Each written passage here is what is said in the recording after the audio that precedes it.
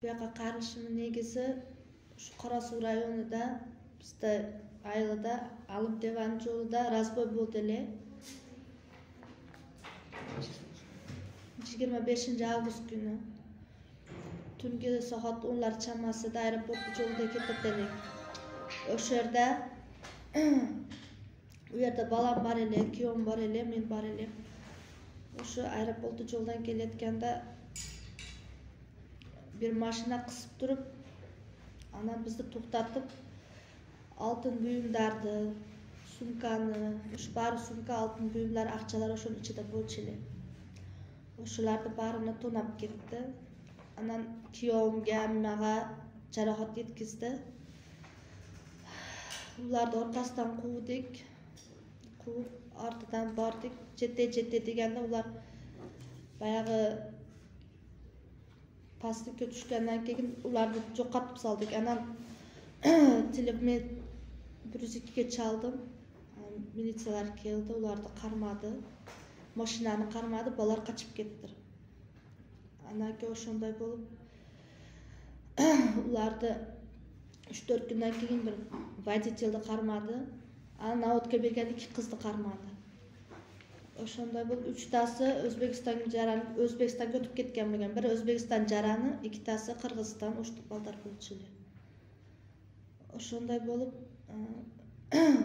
ularning negizida hozir tergov ishi yaxshi ketyapti. U yoq O'zbekistonda qarmaganlarga o'zim yordam berib, 3ovsini O'zbekistonda o'zim qarmatdim. O'sha yoqda yurdim. Uni ichida negizda bu yoqda 2 qiz qarmaldilar. 2 qiz qarmaldi. U navodga bergan qizlar. O'sha qizlar zakazchilar. Ular bilan men Turkiyada bo'ldim meni. Turkiyada tanishib qolib qizlar bilan. Ana ular men polni izuchat etgan ekan, shu oltin oladi, sotadi. Ular bilan bir gastitsada yashaganmiz.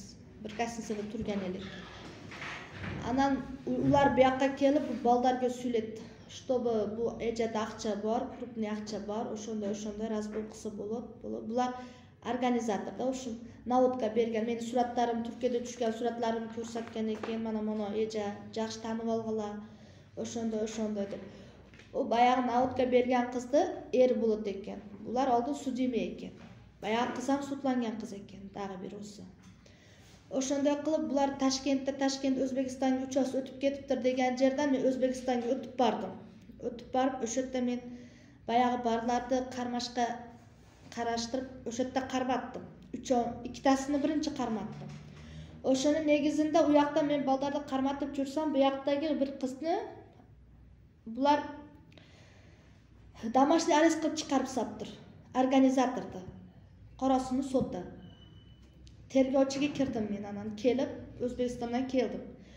Sen nimaga dedim, organizatorda dedim, men bu yoqda baldarni qarmatayin deb jursam, organizatorda sen bu yoqdan chiqarib solding desam, u aytadi, bu meni ishim deydi.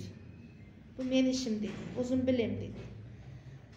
Anan men qayrildim, advokatlikka oldim. Jamoaga yordam berib qo'yingchi, menday bo'lyapti dedim. Ular menga da aytgani yo'q. Tergovchi dag'i chalg'anida yo'q. Buni manaqa sansa bo'lyapti, sansadan chiqaramiz, antamiz, hech nega degan yo'q. Anan men so'yladim, nega dedim, sen dedim, organizatorni bu yoqdan chiqarib solasan.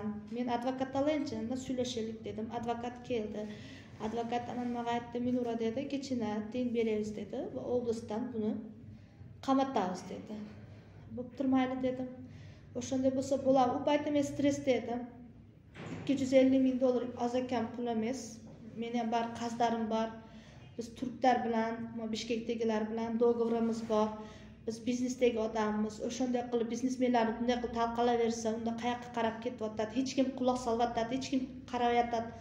O'shaning negizidan bu yoqqa so'ranib keldim meni. U yoqqa jaldirab boryaptam, bu yoqqa jaldirab kelyaptam. O'zbekistondagi 3 jarani men o'zim qarmatdim, churqab jurib.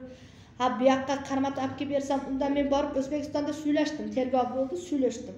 Ejani tovarlarini o'g'irladik, mana qildik, mantik olib bu yoqqa o'tdik dedi. O'sha yerda sotdik dedi, o'sha stavkada. Ana menga aytdi, eja dedi, siz xavotir olmang, o'sha yoqqa borganda suylashamiz dedi. Oltin bormi dag'i dedim, desam lekin bor dedi. Andan bu yoqqa O'zbekistonda jarani Toshkentda qoldi. Hozir bir jarani keldi bu yoqqa. Kelingisi ushalgan, hozir Toshkentda turadi. Tüm menga tergovchi chalvattat deymi, 3-4 kundan beri menga tez qog'ozni olib kelingchi, bayaq atsenchikdan qog'ozni oling, men tezroq sudga oshirayin deyapti. Bunday qarasam, u yerda bar отдельно jengillik qilib turib, отдельно qilib qo'yibdir. Bu gruppovoy-ku. U yoqdagi jaran bu yoqqa berish kerak-ku. O'shuni bersa, anani lekin sudga chiqarasan desam, bu yoqda qarasam, bular ish yaxshi ketyapti. Uydagi qizlar mamalari keldi, uyim o'tkirib berayin, uyda o'tkirib beraylik, zarar ozgina qaptasin dedi. Bo'ptir mayli dedim. O'tkirib bering dedim. Men ham kichinim, qarzlarim bor dedim. Biz do'g'ir bilan ish qilamiz dedim. Desam, anam bo'ptir dedi. Ana desam, lekin sen 10 ming 20 ming aqcha olma, bu yerda krupniy summa, imne bo'lsa menga ayt, sen u bilan suylashpa dedi. Advokat bilan sen suylash buni advokati bilan dedi. Anan bo'ptir dedim. Ana tergovchiga bordim. Tergovchining joniga borsam bir bola o'tiradi ekan. Opa suylashaylik, andaylik, mandaylik. Bo'ptir, mayli suylashaylik dedim. Nomeringizni bering dedim, nomerimni berdim. U yoqdan chiqqanimdagi u dağı yo'q bo'lib qoldi. Hech kim kelmayapti. Tergovchi aytdi, men siz ishtaki qo'ndamang dedi. Bo'ptir dedim. Kelsa dedim, sen oldin gap keling. Qo'l qo'yib bo'ptir, birga ishlaylik. O'shanday bo'lib, u yo'q, bu yo'q, hozir aqcha ham yo'q-da. Beraman deganlar kelmayapti. Negizimda bo'lyapti, men tushunmayapman. Bular yaxshi ishlab bermayapti. Vovремя javob bersam, telefon qilsam, telefonim olmayapti. Kirsam suylashgani anaqasi yo'q. Baqiryapti. Siz ishingizdan boshqa ishim yo'qmi meni deb qiqirayapti. Ugrozalar. Men aytdim, men потерпевшийman, sen menga imne qiqirasin deyapman. Men потерпевшийman, men senga o'g'ri emasman, menga qiqirgani. O'shanday bo'lib Уважаемые журналисты, уважаемые президент, уважаемые премьер-министры и уважаемые депутаты. Наше обращение в том, что и суть явления суда является в том, что моя подзащитная 25 августа 2002 года без всяких причин, без всего уже были всякие угрозы в ее адрес со стороны братьев тех осужденных, со стороны матерей, что убьют ее, все записи есть, у нас все есть. Одна надежда у нас осталась в том, что вы нам поможете. С этой надеждой мы сюда явились. Так как следователь обращается с потерпевшей не по закону УК Кыргызской Республики, так как он без конца ей наводит угрозу по телефону, не тебе решать, якобы решаю я. Хорошо, если в Киргизстане у нас мы являемся никто, являются только правоохранительные органы, решают только они, а куда нам идти? И в связи с тем мы обращаемся к президенту. У нас есть уже обращение в письменном порядке. Есть обращение в письменном порядке в прокуратуру, чтобы мы не согласны со следователем в связи с тем, что следователь не выполняет свою работу в мере закона УК Кыргызской Республики. И насчет этого мы бы хотели, чтобы президент, депутаты, которого мы избирали, проконтролировали Карасойское РОВД иных либо граждан, как заместителя следственного отдела и следователя. Если мой подзащитный страдает этим, куда ей больше идти, если не к ним? Милиция же нас защищает. Наша первая защита, это они считаются. Если они поступают так, как они хотят, извините, значит, закон у нас в Киргизии не действует. Я так думаю. Да, коррупция это на носу. Во-вторых, мою потерпевшую поступила таким путем, что так как она мало понимающая законы, она не понимает, что, как, не разбирается в УК, что надо делать, что нет, ее уже растерзали. Вот так. Я узко могу сказать, растерзание в том, что сотқа ақша бер, санса бербейді екен тигилерге болбосун, это раз. Тергеучиге бер, прокурорға бер. Бұл айтып атты, ошондай беришим керек бе десе, бербесең қаяқтан аларды қамайды деген сөздер болған. Сен бербесең алар берет. Да, ошондуктан бұл айласы жоқ, чтоб вернуть, лишь бы получить вот эту сумму, ущерб свой, ее вот со стороны следователя, со стороны адвоката у нее были такие действия. Второе, то, что она содействие сама делала, содействие с правоохранительным органом, так как правоохранительный орган в течение месяца не работали, не задерживали преступников, она пошла на это сама. Как пошла? Она пошла таким путем, что следствие она сама начала воздвигать. Поехала в Узбекистан, со слов сказали, что они находятся в Ташкенте, они гуляют там. И вынужденным путем, чтобы восстановить только свой ущерб, то, что она потеряла, то, что она должна кому-либо, она начала свои действия. Лишь тогда, когда она сказала, по месту вот этого находится один, по месту находится второй, уже после того уже начали задерживать их. Начали задержание уголовно-розыски. Двое задержали с чем, что незаконное пересечение границы. Одного гражданина Киргизии уже привезли, он сейчас находится в ВВС, а один находится в Ташкенте, до сих пор он гражданин Узбекистана. И вот, что ее без конца обманывает, что еще же вместо того, чтобы ее восстановить ущерб, с нее опять же судью выкупить, чтобы она дала санкцию. А санкция что, в законе действует, что ли? Или обязательно надо заплатить, а потом уже санкцию выдвигать, что ли? Нет. Второе. Якобы адвокат выдвигает и говорит ей, что дай деньги. Она бедненькая дает эти деньги. И в пределах $5500 уже с нее взяла. Вместо того, чтобы ее защитить, чтобы наоборот бороться за своего клиента подзащитного, она наоборот с нее выдвигала деньги судье. А мы не знаем, она дала ли это или не дала. Мы не знаем этого, так как она без конца. И вот до сегодняшнего дня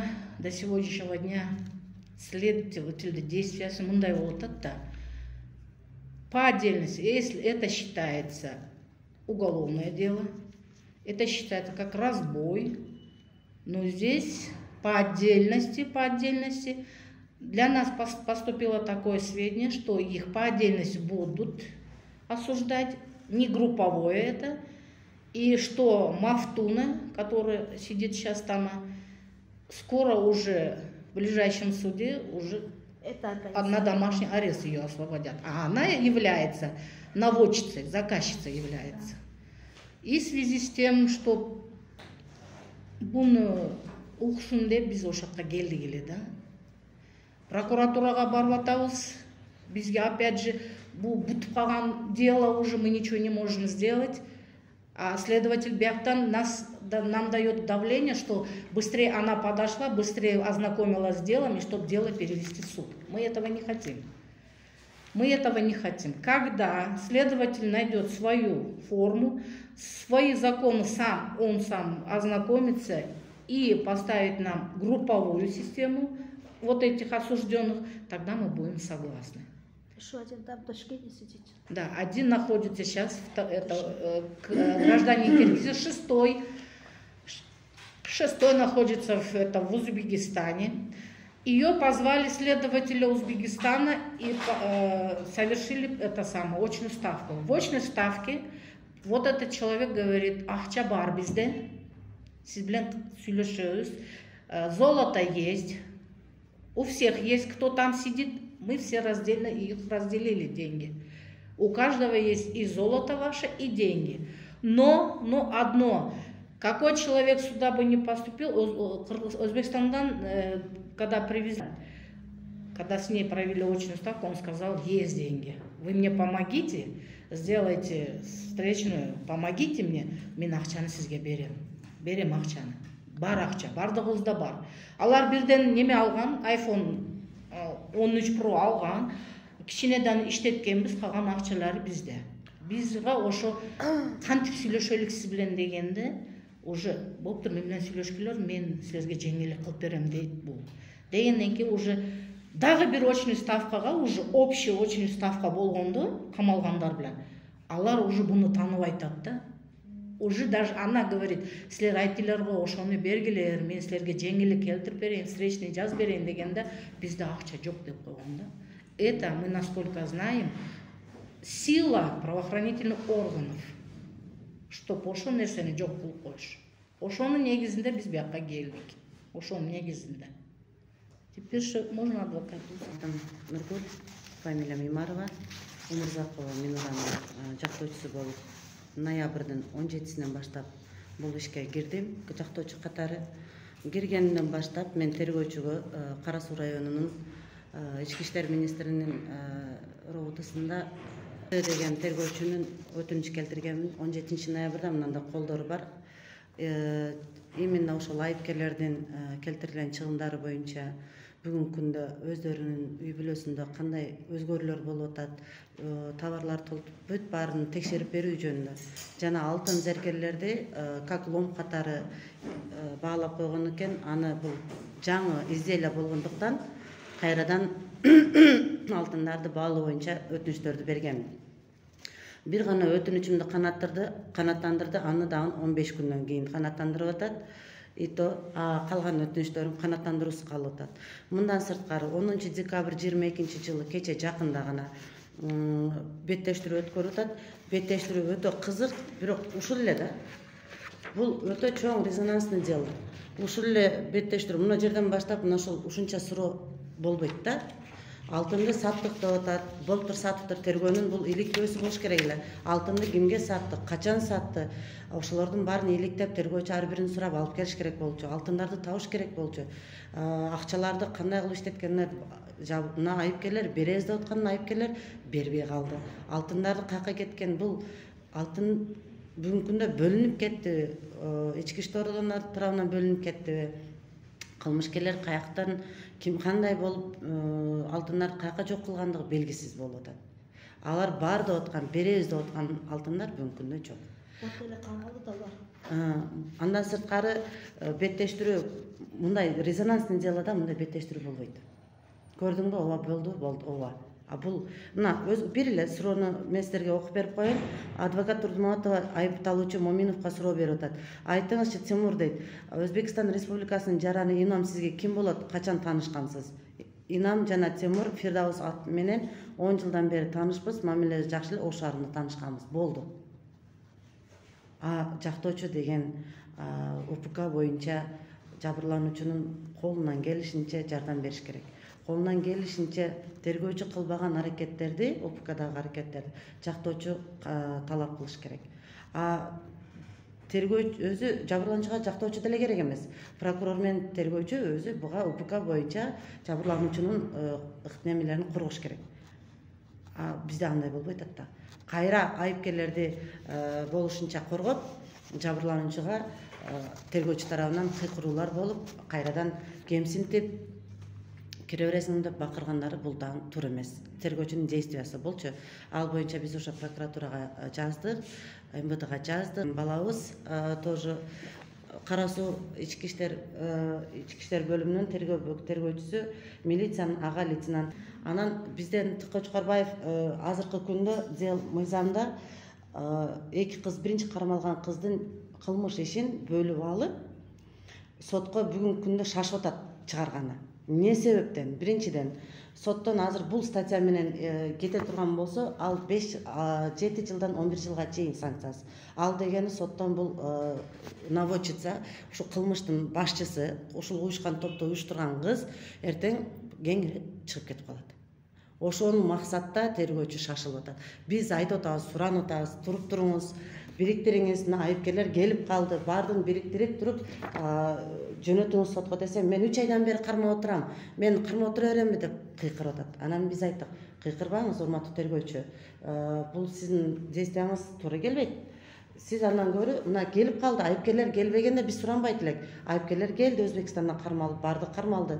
4 адамды бириктирип сотко чыгарыңыз десем, ушул максатта азыр тем более 3 бөлүмдө койтат. Бул 4 бөлүмгө тиешелүү кылмыштын курамы. Адамдар тобу тарабынан, уюшкан топ тарабынан эмне үчүн 3 бөлүмдө коюп атасыз десем, бул менин ишим, мында келип менин ордума отуруп тергөөчү болуп иштеңиз дейт. Ал мындай жооп бул туура эмес да тергөөчүгөчү. Биз сурандык, отвод келтирдик. Бүгүнкү күндө биз Ош облустук прокуратурасына баш тартуу, Кара Суу роудусуна жана прокуратурасына баш тартуу боюнча өтүнүч келтирдик. Бүгүн прокуратура бизге жообун бериш керек. Прокуратура кандай жооп берет бизге белгисиз. Бирок биз уже чындыгын айтканда эч кимге деле уже ишенбей калдык. Мындай окуялар илгери өзгөндө дагы болгон. Ушундай окуячы.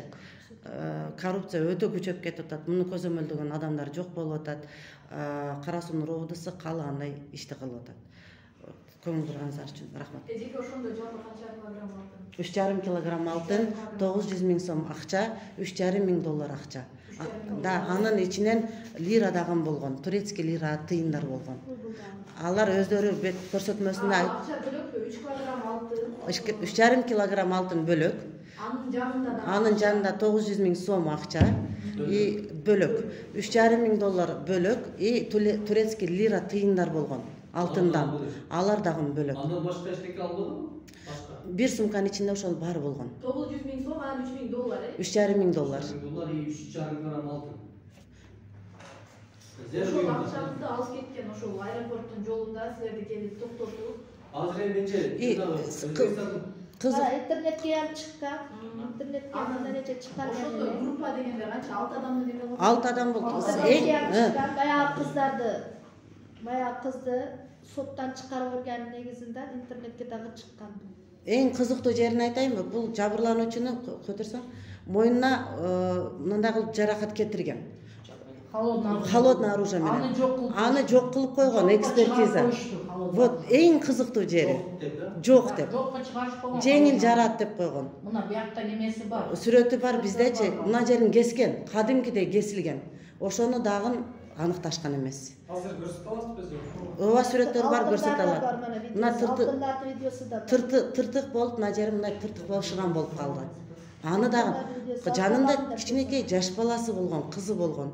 Күйөөсүн уруп атат, аялын коркутуп бычак менен неметип атат, мындай острый предмет менен. Азыр күйөөмдү да көрсөтүп коюм, осуну да көрсөтүп коюм.